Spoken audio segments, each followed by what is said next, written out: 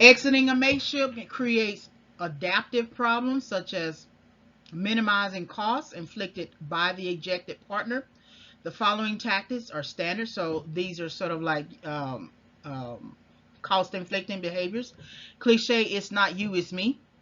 This minimizes rage motivated vengeance.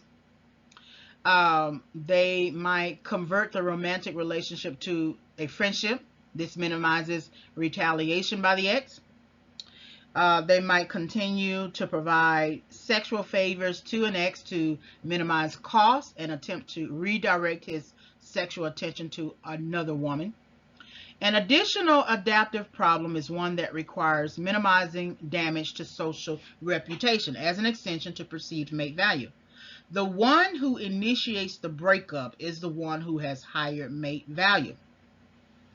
That's why oftentimes, if someone is marrying another person, they are suggesting to you that that other person is the one of higher mate value, and they are basically paralleling their mate value with their perceived mate value. So you might have A, B, C. You have A and B, which is you and your partner, and the partner B, right, decides to go with A. I mean, with C.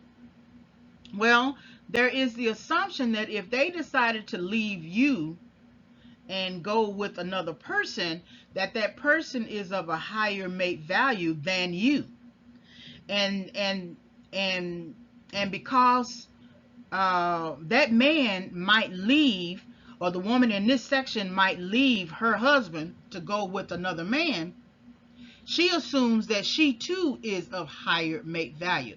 So it's like two higher mate value people need to be together as the assumption. So the one who initiates the breakup is the one who has higher mate value.